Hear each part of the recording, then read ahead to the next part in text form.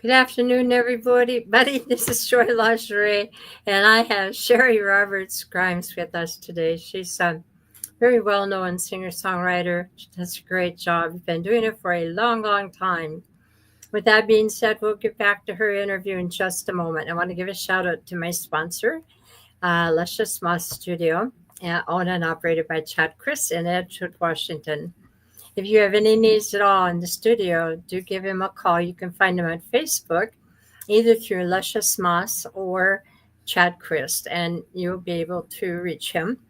He started out doing guitarists and drummers, and now he's beginning to do production work, and he produces all of my music as well as other people's locally in the area. He's very detail oriented, has a great system, been doing it a long time. If you don't recognize him, he is the lead guitarist for uh, Heart by Heart. With that being said, Sheri, can you give us a little bit about your background? I had Sheri as a guest before, but I asked her to come back. It's been quite a while, and I needed an update on what she was doing. So here we are. All right, Sheri, Hello. the floor is yours. uh, well, you ask the questions and I'll answer them. Okay. Yeah, So, otherwise I don't want to repeat myself, but yeah. I Okay. started playing the piano when I was 3. That's when it started. Wow. I'm not a very good piano player because I play by ear and I don't know how to read music. I wish I did. Ah, That amazes me when someone can sit down and put a piece of paper in front of them and music happens. It really that's how does. I learned. I learned that way. And I took it in college too, and had to do the classics and all that good stuff. Um, and now I can't do any of it. I mean, I can just, yeah, I know the chords and all the rest, but it just doesn't come like it used to. My fingers are out of shape because I've been doing the guitar. So I get it. That's a long time. I used to play guitar, but my arthritis keeps my hands from playing the Yeah. guitar, so I Yeah. don't My have the strength grandkids. in my fingers. Yeah. Yeah. I know. I get it. So when you started at 3, when was your first performance, or where did you take it? I kind of like give me a journey, like what you went through. It was the first time you went in public, and did you have stage fright, or is it just a breeze, or Well, when I was young, I didn't.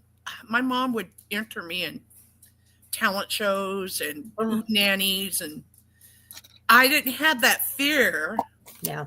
of stage, performance. But my my first paid professional gig was when I was 15, and I started playing in a bar piano lounge. And so I did that when I was 15. I do that every Sunday. My And I God. did it for 3 years. And then I started singing um, other places down in Seattle. I played at Taylor's Landing, which is now Ivers in Mukilteo. I played at Cheers 2, Big Sam's. I played everywhere. Hmm. They'd let me, pull my piano in, and it was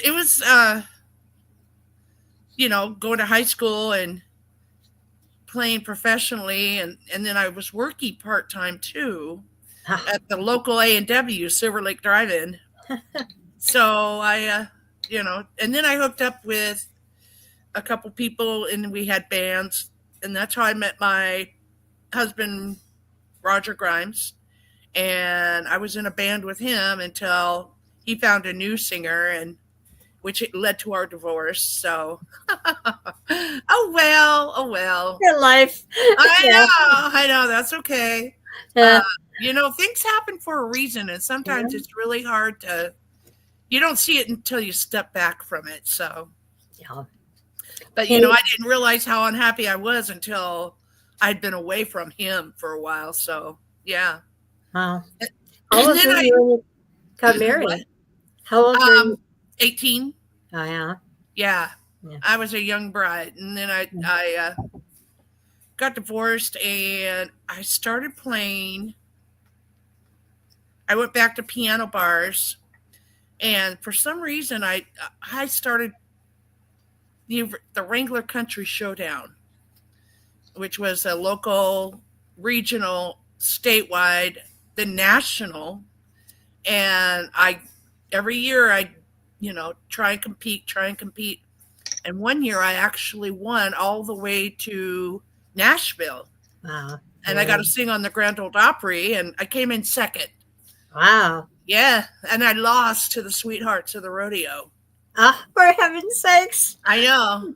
They had just gotten their record deal too, so Oh no. I know. Did But anything I happen won for you? $25,000 in advance. Wow. That was That a lot of was, money back then. yeah, it was. So That's people heavy. they were like, "You need to move to Nashville." So I did, and yeah, and I was down there for almost 8 years. I was there 7 years, 3 months, and 9 days. But I Right moved down to the home. hour? Mhm. I moved home when I had my son because I was working two jobs trying to pursue a career and I just couldn't do it. And Yeah. so I decided to go back to school and uh, I got a medical degree and was working in medical offices. I was a medical assistant and a Yeah. phlebotomist. And then I started working at the community college and I ended up Is that teaching. here in Washington or Yeah, yeah, no? yeah. Okay. I ended up teaching at Everett Community College. I was there almost 13 years. Wow. And then I went to Lake Washington Votech and Cascadia Community and South Seattle and Seattle Central and just kind of floated around. And then I got sick, and so I couldn't work anymore. So, Oh, yeah. sorry. So, and Yeah. then that's just, what I've been doing. And then I ended up getting septic pneumonia. And so I couldn't sing for 3 years. Wow. And I could sit there and feel sorry for myself, or Yeah. to me, I could not sing, Right. and so to me, that was the best thing I could have done. My doctor's like, no, no, no, you're gonna wear your lungs out. It's too hard on you, and it's like just one song at a time. I'd sing one Right. song, and then I'd sing 3 songs, and I joined a band with Susie Chrysler, and it was called Mustard Seed. Oh, cool. And it started out singing one song and playing keyboards for her. She's great. She's fantastic, and she lives in Florida now. Yeah. Anyway, and then um, I just ended up doing a duo trio, and then I have my own band now called Joe Mama. What's it called? Joe what? Joe Mama, like Joe Oh, Mama Joe band. Mama. So when you were in Nashville, when you first started, when you were 3, and up to the time that you won the contest and went to Nashville, what kind of music were you playing and singing? Was it the blues at that time, or was it country, or what were you Mostly doing? country and pop. When I did the piano bars when I was 15, I did the era of Carole King and Carly Simon, and I loved. Oh, she's a Canadian singer. Hold on, Anne. Murray? Yes, I loved her. Murray, yeah, I did too. Yeah, I like her yeah. voice. I loved her voice, and just um, whatever was popular on the radio that time. Yeah. So I didn't. I know people are you a blues singer? And it's like, well, kind of. I mean, I do country. I do a rock. I do, whatever the mood hits me for. I don't try to put myself in one box Right. because, I mean, that could be a plus, but it could be a minus because promoters look at you and they're like, I don't know what to do with you. Yeah. You need to figure out what you want to do, and that's like, why can't I do it all? Yeah. There. Yeah. Very sad. Yeah. Well, I just heard like about that. when I play places, it's like, I do what I feel I want to do, and I'm there. And if you want to listen, that's great. If you want to dance, that's even better. But I'm not a cover band. I do a lot of originals. 75% of my show is originals, and to me, that's bringing new music to people. So what I don't quite understand, I haven't managed to tie it together yet, is when you got involved with the Washington Blues Society, is that what it's called? Or Uh huh. yeah, Yeah. Um. that kind of came by osmosis. There's a really strong group. Okay, the story is I was sitting at a stoplight and I heard a blues guitar playing. Wow. And I pulled into the parking lot of this hair salon, and it was Rick Barclay. And he is a guitar player, and him and his wife, Roshi, they owned a beauty salon on the corner of 112th and 7th Avenue. So Is I'm that saying, where is that? Downtown Seattle? no, that's in Everett, Oh, Everett. south there. Okay. Yeah. Sorry. And so I went and knocked on the door, the slider door, and he's looking at me like, "Who's this?" And I, dragging my oxygen tank with me, and I said, "I just, want to listen to you sing. I, sing and play the piano." So I listened to him, and he's like, "Well, you need to come to the jam at the Madison." And I was very hesitant to go, but when I showed up, everybody was so welcoming and so friendly, and I just kind of moved into that group. Not everybody is a blues player that plays with the Washington Blues Society. Oh, okay. There's different. I mean, yeah, the blues Nazis would say, yeah, she's not blues, but it's like I write blues songs, I sing blues songs, but I also do country, I also do pop, I also do, easy listening, gospel, everything. My last album had everything on it. So, and people are like, well, what is it? And it's like, it's everything, it's song. Yeah. I kind of got that. I'm kind of going that way too. And not by choice, by just inspiration. Yeah, yeah, If it comes to you, what you feel is in there that needs to come out, right? yeah, Yeah. yeah. So anyway, I was playing at the Madison, and I hooked up with a lot of A-list players, Tommy Cook and Yeah. Andrew Cloutier, drummers, and Scotty That's Harris, a bass good one. player. Yeah, and that's how I met Mark Logan, my current guitar player, Okay. and Mitch Pumpian, my harmonica player, and just started playing around areas. I have a duo with Mark. I have a trio with Mark and Mitch called Sheri and the Boys.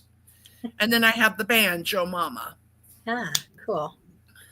Yeah, I don't know. Remember the last time that you had a band? I can't remember. That was a while ago, a few years ago, and that was during that whole COVID situation. So Yeah.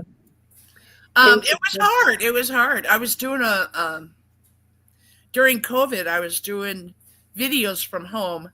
I sing for nursing homes Yeah, part time. I just love doing it.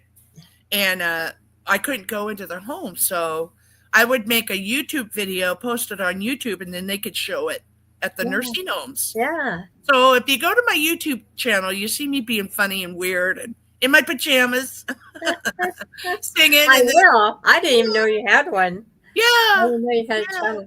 Okay, well, I'll tell you what to make a deal. I'll follow you if you follow me. Okay. All right. Yeah. Done deal. Yeah. So going back to the blues business, I understand that you've been well. How I got involved with the society is I went out to Mirkwood when Chris Ager had a jam with Williams, Roger Williams, I think. Oh God, I forgot. Richard Williams. Yeah. Yeah, thank you. And somebody approached me. His name is Bear. I don't know if you know him. Drury. Yeah. Yeah, everybody kind of knows Bear. Anyway, he was talking that they wanted to get a hold of me because they wanted, I do these mature musician interviews. Well, it never turned out to be anything, but then it kind of turned on a light bulb, so there's quite a few people that come on here that do belong to that society, and they're really good players. So one of the things that I remember during the interview with Chris Ager was asking him about, I think he got Male Singer of the Year, Oh whatever. yeah. He's And fabulous. He's fabulous. yeah, he is. Yeah. He is so talented. Him Yeah, and his dad and the yeah, band. And yeah. yeah. It's a Yeah. midlife crisis. Is this dad's band? Uh Is huh. that? Yeah. Yeah. Yeah. Yeah, I went to see him one time in La Connor, and he was playing a solo with his that thing on the floor that kind of repeats the beats. I don't know what it's called. Looper, yeah. Yeah, looper. And anyway, it was just so amazing. He's so good. I enjoyed that. And his dad was there, of course, and Yeah. his I don't know if that's his mom or what, but anyway, um, the more I got to know him, the more I began to understand where he was coming from. And it seems there's an awful lot of people in this area who belong to that. Now, asking you from something I heard when you were out at Malsi Pizza about a little over a month ago or so. I heard that you were getting some awards, and I didn't know what they were. So I just got after asking you, what awards have you received from the Blues Society, Washington Blues Society Um, Association, whatever it's called? there's so many talented people, and it's a huge community. Yeah, And um, I've won female vocalist 4 times and solo duo 4 times. So I kind that's of, 8 guys. That's 8 times. Eight yeah. times. So it's wonderful to be recognized, Yes. and there's so many people out there that I feel they're more talented than I am. I doubt myself. I'm my worst critic. Well, But me there too. are some people that just amaze me how talented they are. Yeah. So I ran into a little gal that I've asked to sing a French part of one of my songs I'm writing. And the song is going to be something like Je t'aime, Sheri. I love you, darling, and whatever. And it's about my younger daughter and our relationship. And her name is Jessica Flom. Have you run into her anywhere? mm-mm. Young girl. She's in her 20s, and she came here from Vegas, and she does all kinds of stuff. But anyway, I saw her several times now, and she's just amazing. The girl amazes me. It's like, how do you get that much talent at 24? I just can't figure, you know. I mean, I really have to work hard on mine, so I know. I think what it is not restricting yourself or doubting yourself when you're in the process. Doubting yourself. Well, now Yeah. there's a kicker. Well, I mean, it's like I've had a dry spell. I feel like I have writer's block because I've been going through a lot of personal things right now, but I'm trying to figure out how to get out of my writer's block because I'm 2 songs into um, my next album and I got 4 more to finish. And I mean, when you try to write, you can't. And when you don't want to write, it just floods you out. But um, no, the thing is, oh, I lost my train of thought. Where was I going with this? You were just talking about how overcoming writer's block and how it sometimes just comes, and then when you want it to, it's not there. Yeah. So that's the thing. When I write a song, if I sit down to the piano, I will just turn a little recorder on, a cassette recorder, Aha. and I record everything I do because I'm sure as heck not going to remember it. So, Yeah.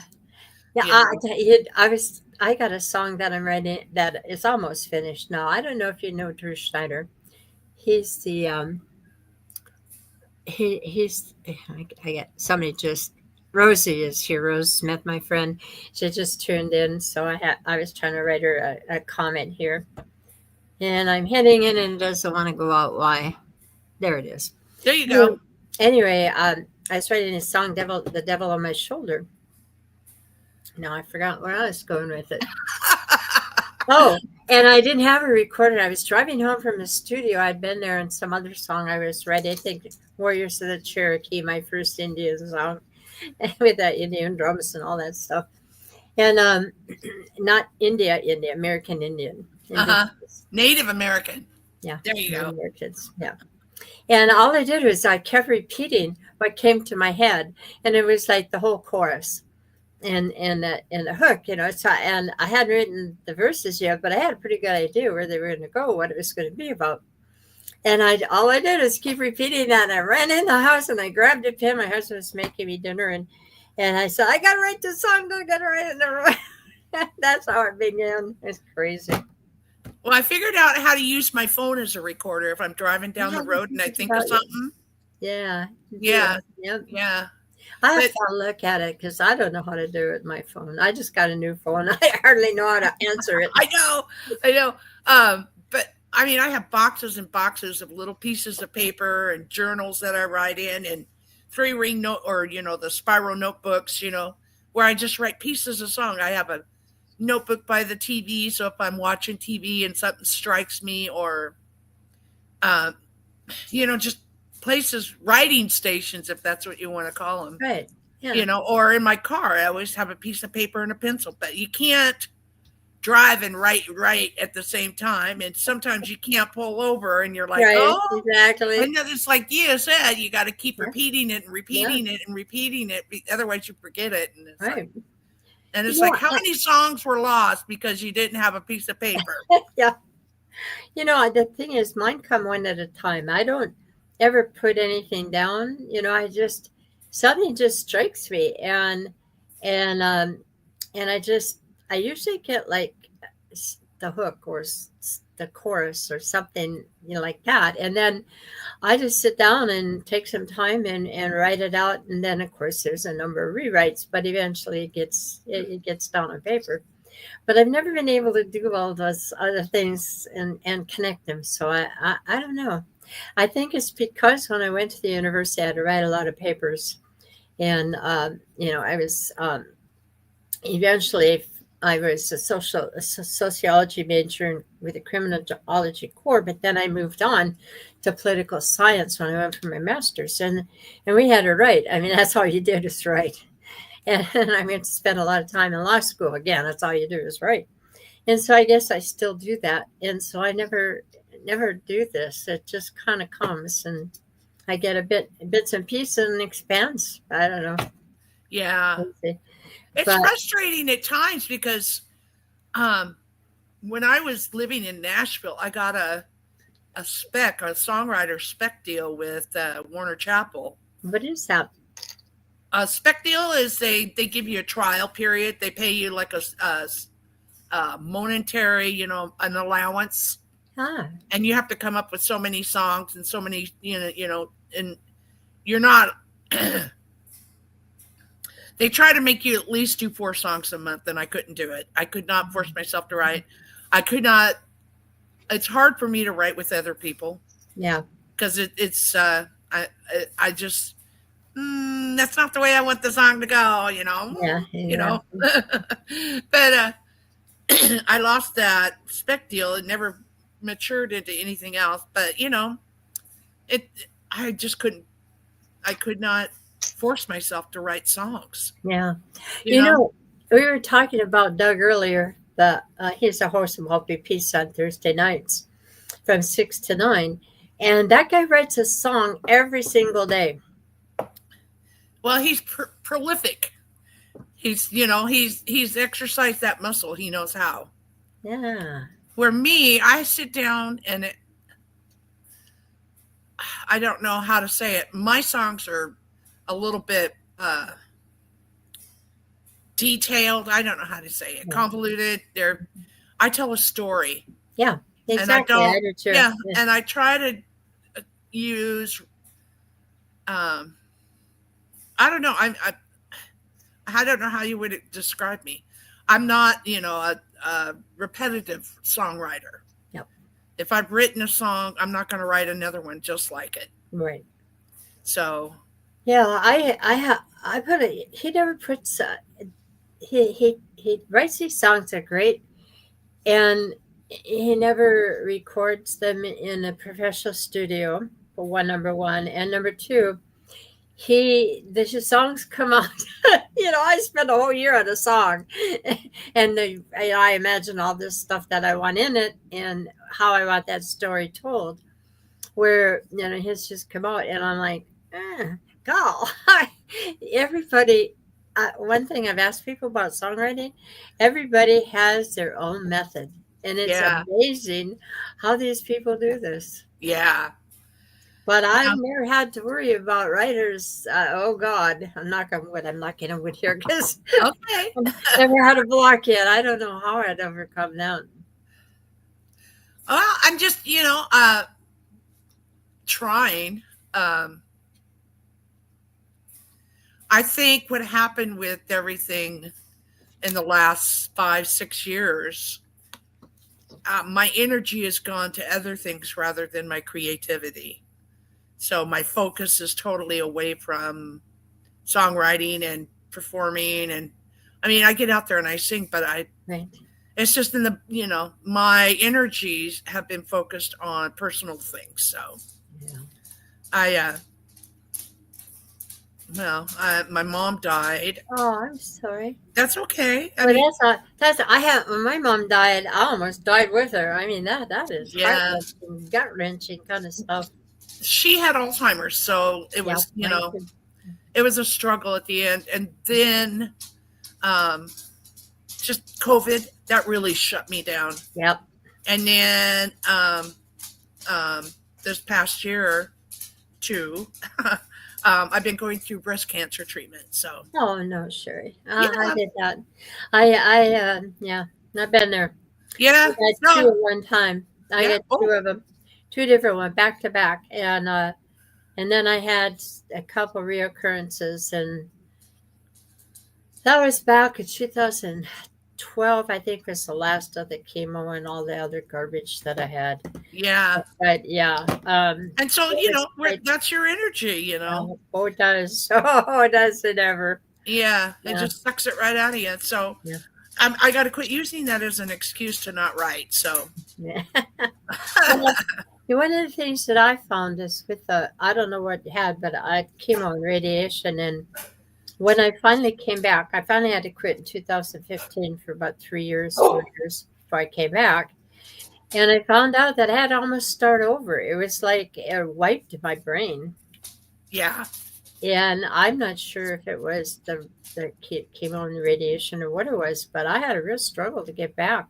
And it took me 4 years from 2019 and now to even get up to par to where I was when I had my own band. And it's still a struggle. I mean, yeah, nothing comes easy anymore. It's a yeah. struggle. Well, I think it's easier for me now. Sorry, this is in case my dog barks. Oh, okay. I thought you would have sprayed me there. I was going to spray it, Joy. I think it's easier for me now to perform. I don't have anxiety about being Yeah, on stage. It yeah, doesn't faze me at all. I'm just up there to have a good time and yeah. entertain people, and Exactly. and the thing is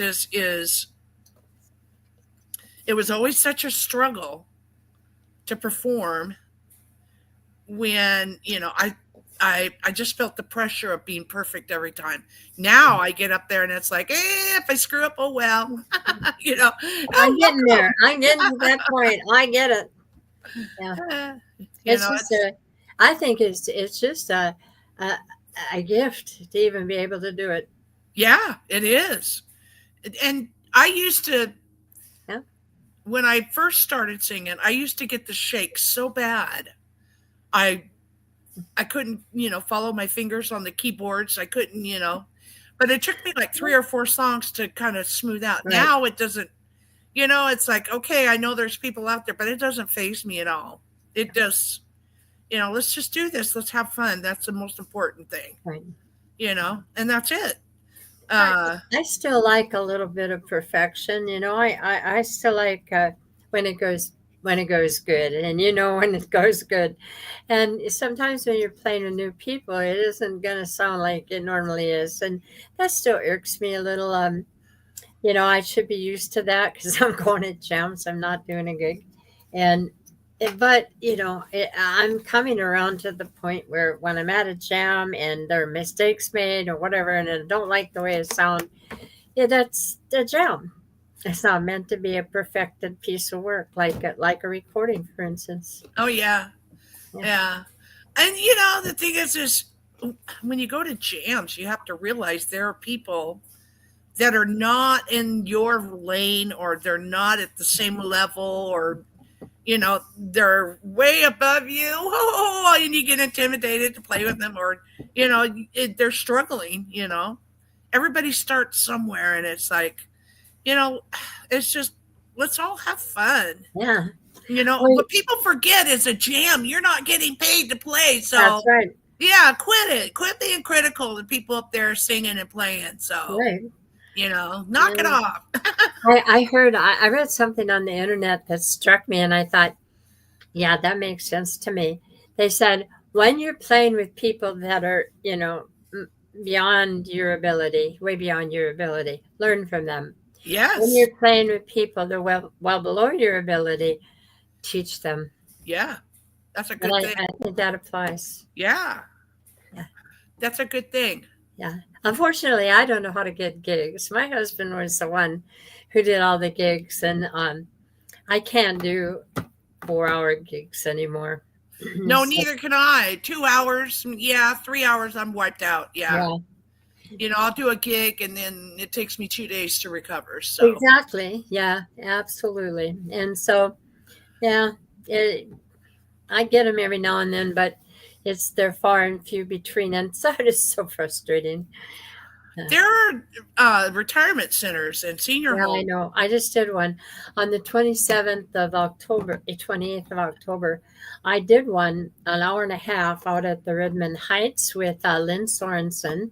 Uh And huh. I don't know if you know Drew Schneider from the Hot Rodsters, and Doug McGrew, of course, on drums. And we had a ball. It was just great. Good. It was so much fun.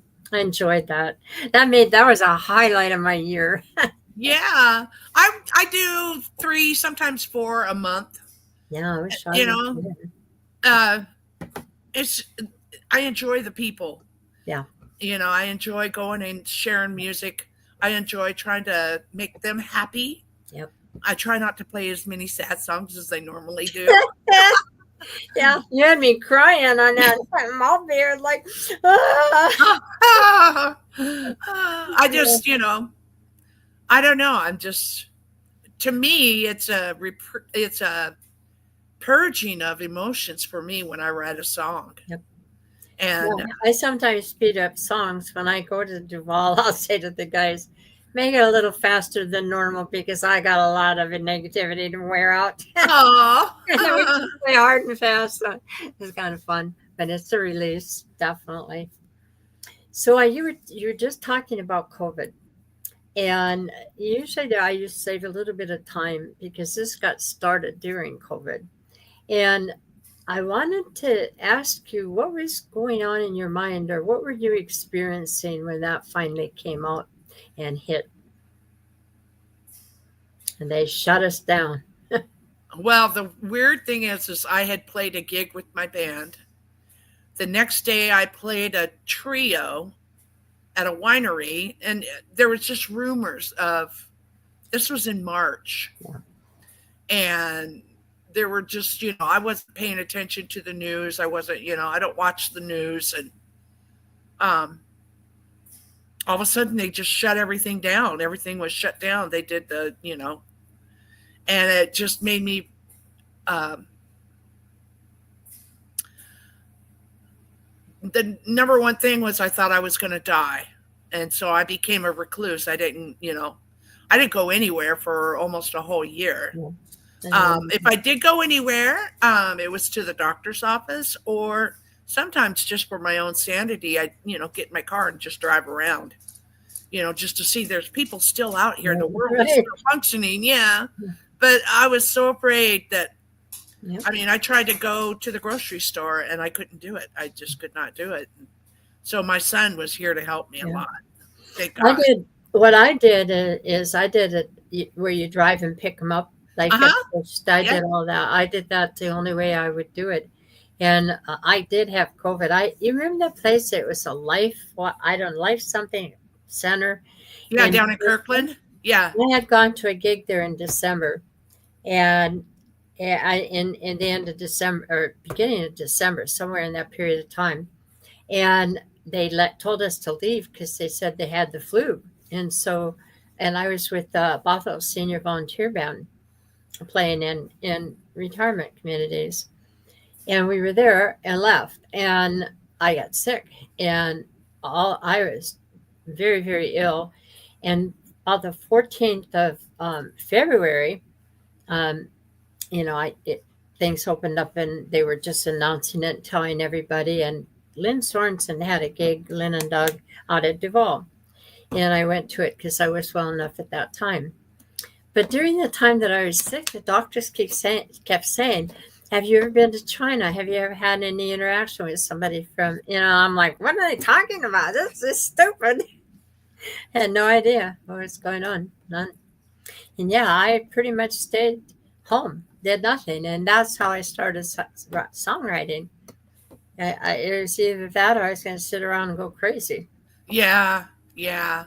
And then watching all these people die, oh, that was so hard. It I was, know it was. It and was. musicians losing their gigs, and the people that were playing, even when they were told what the consequences were. But yeah, it I was didn't. I encouraging. didn't go out and start playing again. Well, I have to take that back. I went um, and played a couple places like Ingles Pub, Yeah, Edmonds. yeah. They had the whole place closed down and videotaped and broadcasted on YouTube. Oh, So I felt safe in that. yeah, exactly. Yeah. A lot of There's people still did that. clubs I will not go into that I don't feel safe. Yeah, If it has good ventilation, yeah, I still wear my mask to the grocery store. Knock on wood. Thank you very much. yeah. Knock, knock, knock. I Yeah. haven't gotten COVID, and I really don't want to get it because it could be the death of me. Yeah, even worse than that is I've had that RSV. Oh, Oh God, my husband and I've been sick for the last 6 weeks, oh my, and I it triggers my asthma, and I couldn't even get out of bed. That's how bad it was, oh and my. yeah, and I just coming out of it now. But yeah, that stuff's nasty, and people out there who go to gigs, they don't take precautions, and they do go sick, and that stuff is out there, just plain out there. I get sick quite a few times, I think, because of the proximity. We thought these older places have good ventilation. You're lucky you Yeah. got good heat. Well, I went to a open mic about. Well, it was in October, and there was this lady sitting behind me coughing, and I kept moving, and she came over and she was talking to me, and I was like, "I'm sorry, you're sick. I can't talk to you." Yeah. And I thought, I wanted to say, "You need to go home." Well, I ended up getting sick for 5 weeks. Oh, yeah. Yeah, Yeah. and I had to, and it wasn't COVID. It was just a respiratory Yeah. infection, but still, I mean, I bring my own mic. I sing on my own Yeah. mic. Yeah. Yeah, Yeah, I've I finally laid the law down with my husband. Do not let other people use my mic. We got two, yeah, and if I even see that he's using it, I won't use that mic. I'll put a cover over it, but I won't use it there until he cleans it up. Yeah. yeah. And even that's not safe, really, No, because no. you got all those little holes. It's like, Even a can mask I is not soak that this? safe. I Yeah. know. But at least it's some barrier. So, No. but now that it's opened up, I think everybody's just scrambling to reintroduce Yeah. themselves and get Yeah. music up to what it was. Right. And there are some places, not every place, but there are some venues that uh, they're not willing to pay what they were before That's right. COVID. Oh, because they've had hardships. Well, I'm sorry, that was 3 years ago. You need to pay for the pipers. You need to pay the band what they deserve. Exactly. And a lot of them, I don't know, they're still using COVID as a crutch to not pay what musicians are worth, and that's a sore spot with me. Yeah, me too. Yeah. Oh I well. couldn't believe when I came back. I quit in 2015 with my band. I came back by myself and joined the Buffalo Senior Band, and could not believe that they were still getting the same amount of money that I was getting when I first started in 2000. I'm like, what? And And now it's even worse. And I'm like, oh my God. You said Even Bothell nursing, Senior. even, Is that in huh? Bothell Senior? Is that in Canyon Park? It's the senior center out of Bothell has a Oh, group of volunteer musicians that would get together every. I finally quit. I had enough. Uh, but I was with them about 3 years, and COVID shut us down. I mean, yeah, that yeah, killed it all. But yeah. yeah, we would go out. We would practice every Tuesday from 10 to noon, and there was like 13 of us, and we all played different instruments, did different music, so it was a wide range, even show tunes. And then we go to the retirement communities and play for 1 hour that afternoon from 2 to 3. We'd eat our lunch at the senior center and then leave from there to whatever gig we were going to. And I did that every week for at least a good solid year before they began shutting us down. Wow, Yeah, wow. it was fun. I enjoyed it. I want you to, this is the time I want to get that video that we have here. Did you want to introduce what you pulled up and we have um, going? Let's see if I can get it. You Do you brought, see it right there? Do you yeah, see it? let's see if I can get it on. Yeah, there you go.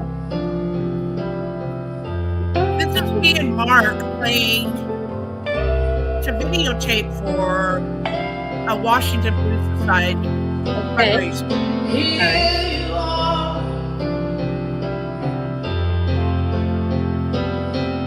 asking me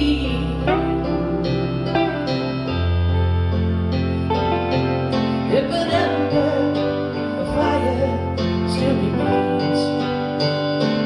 It's so crazy to think after all these years,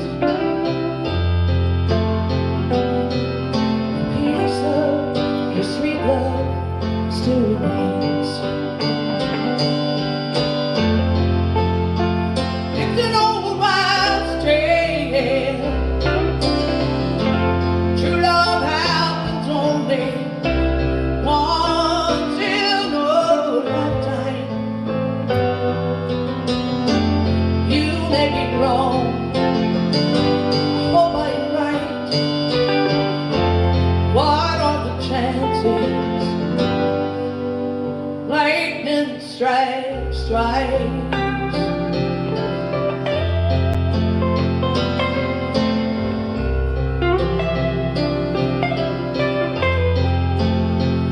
I never knew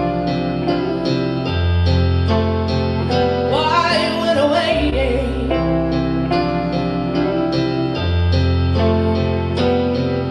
Was it I who turned your sweet love away? Maybe this time it'll be alright. We have the rest of our lives to work it out.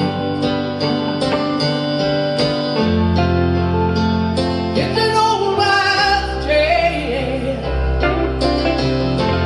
True love happens only once in a lifetime. They may be wrong, I hope I'm right. What are the chances? Lightning strikes twice. Lightning strikes twice.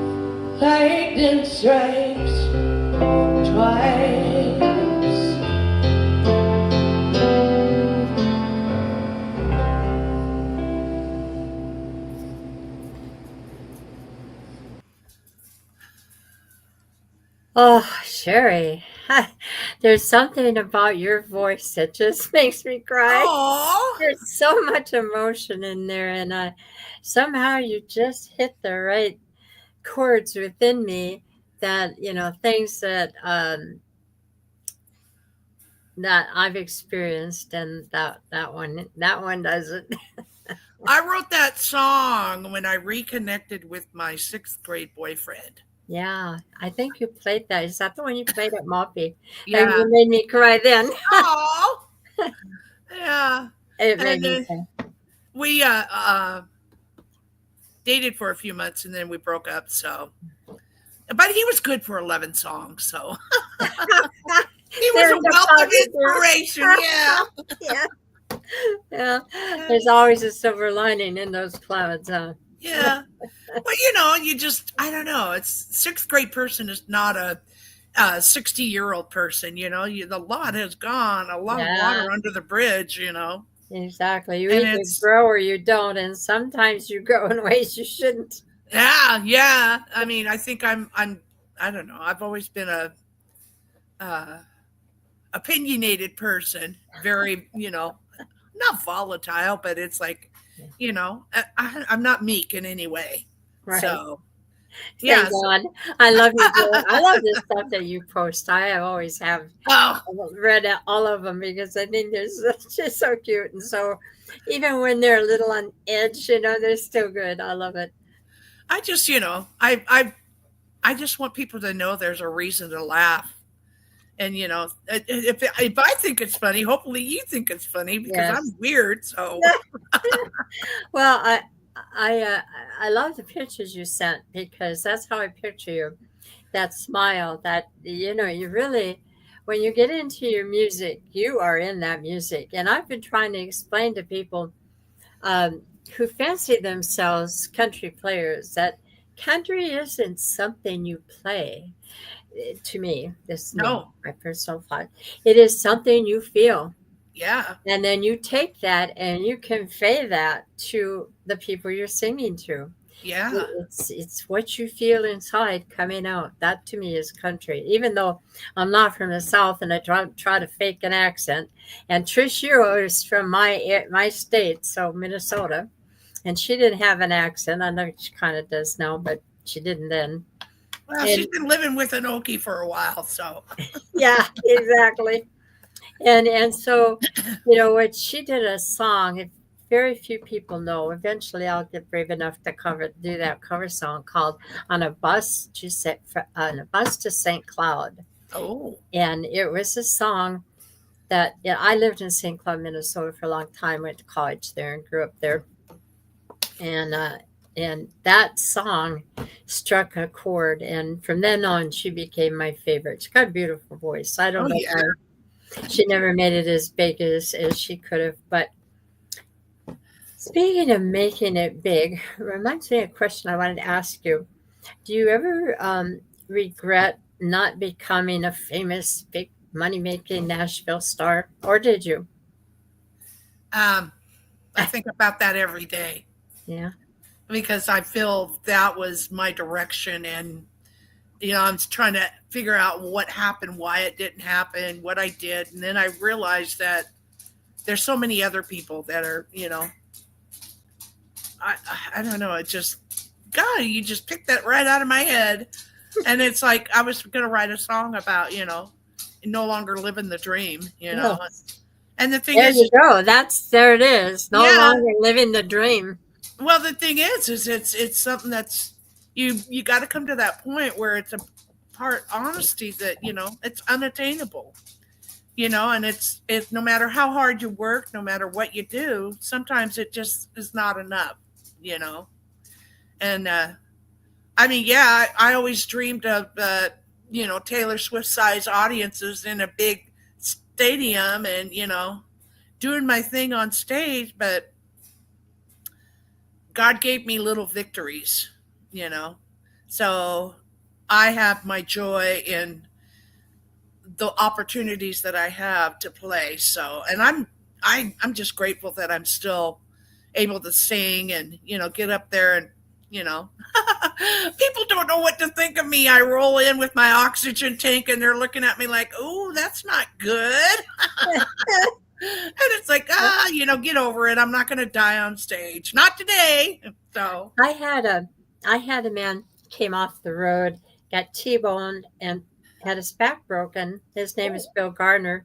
He is in the Swing Hall of Fame, but he played for the greats. I mean, he played for right now I can't even think the guy that did Wichita Lineman and a few other songs, but he was out there working the Glenn circuit. Campbell. Yeah, that's it. Okay.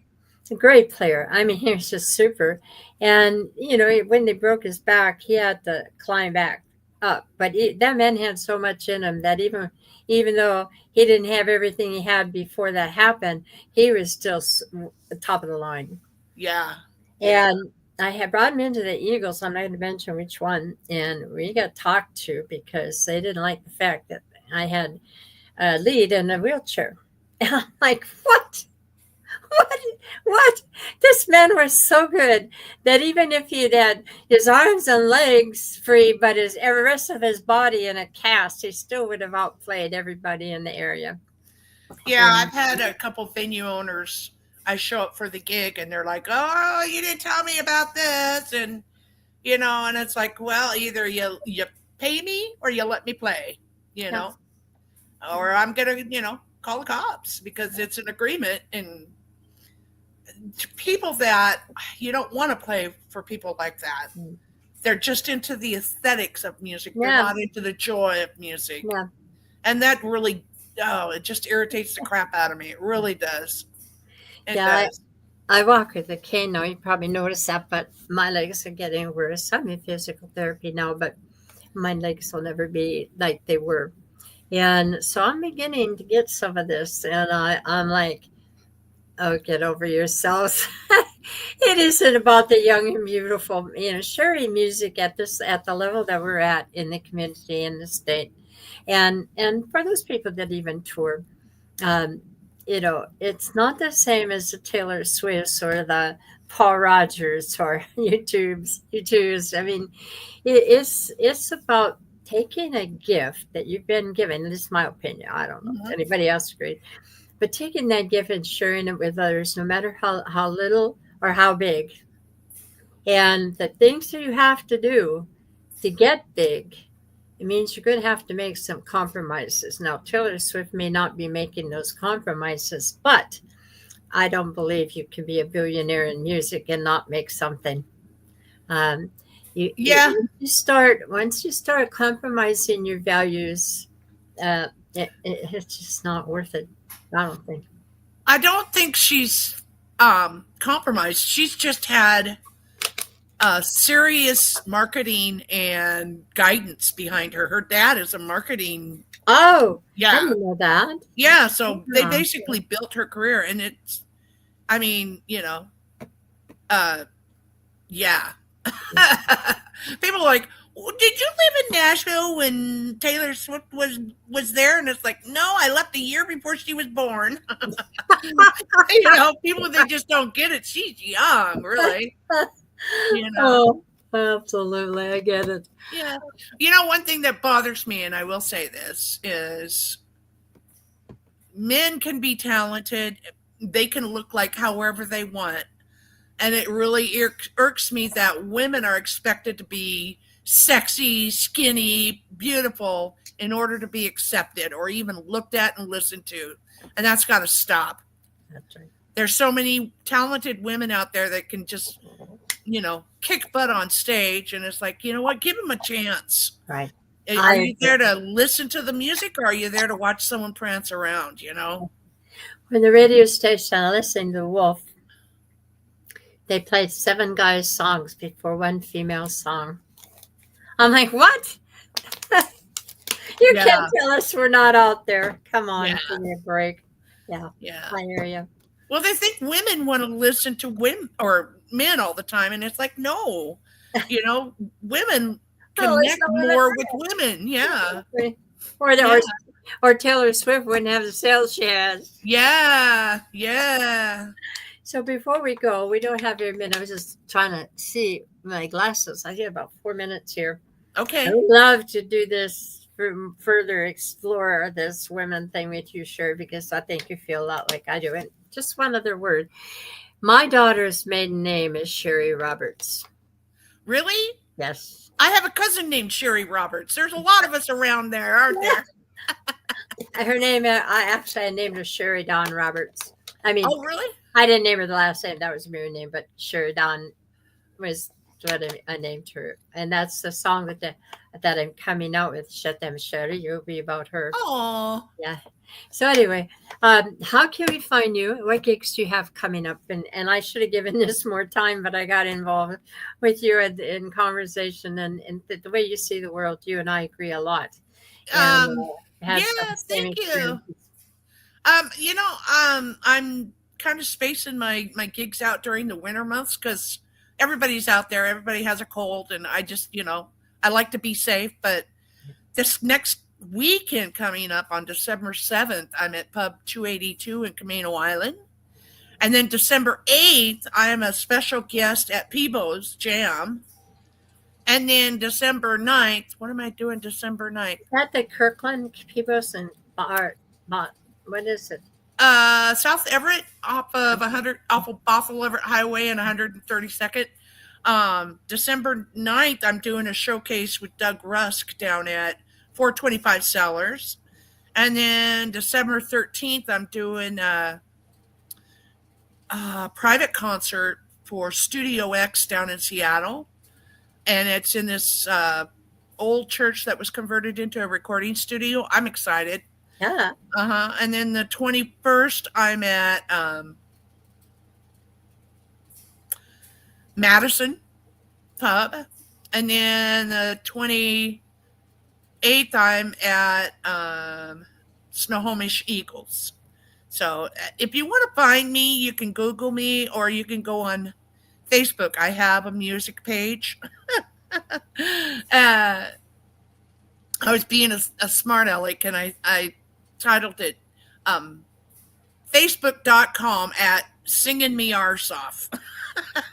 That sounds like you. It's on my business card, so the thing is if you can't keep levity, and if you can't keep it fun, then don't do it, Yeah. And it's like, oh, well, that's totally unprofessional. It's like I don't care anymore. I'm gonna be 65. I don't care anymore.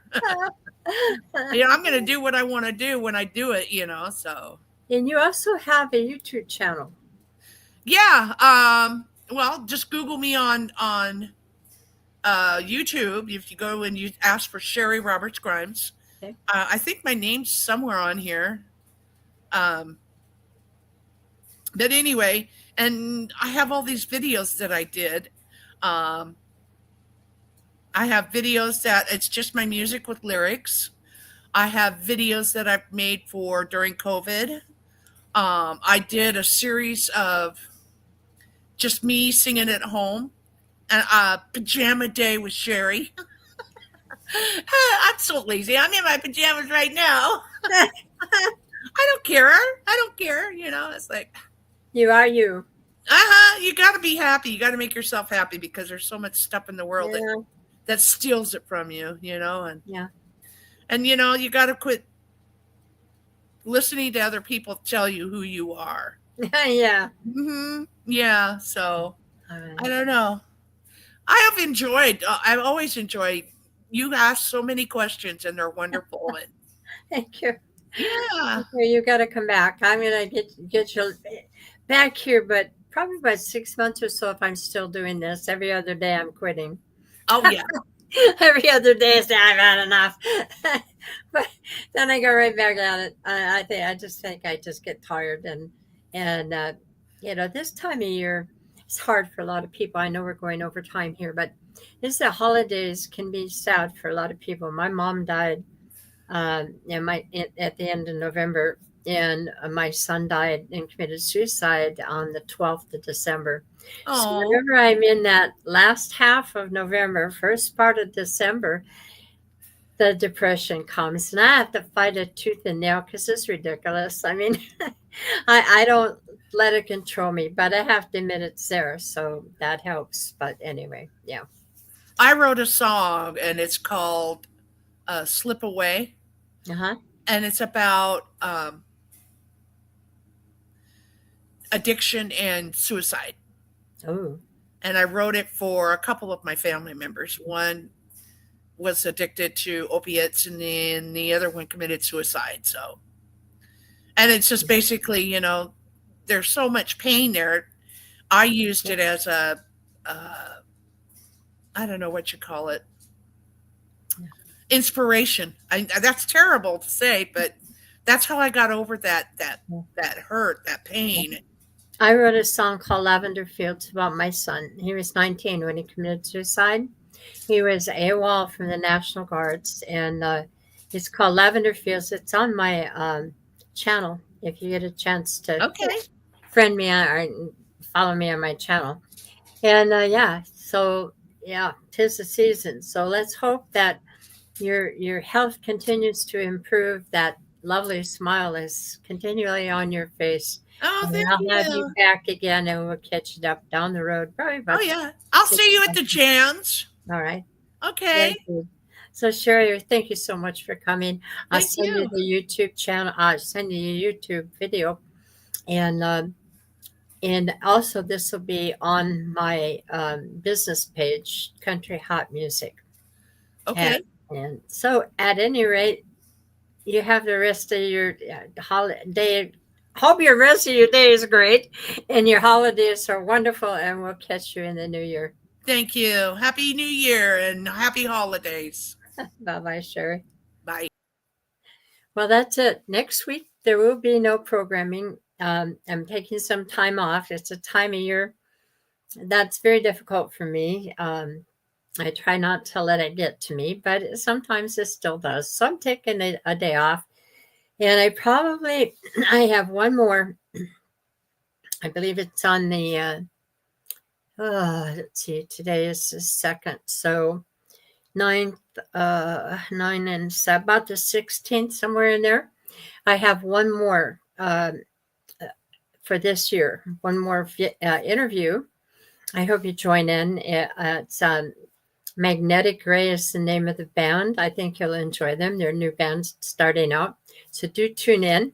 In the meantime, I will see you not next week, but the week after. We will have an interview, and see you then. Thanks for listening today. Bye-bye.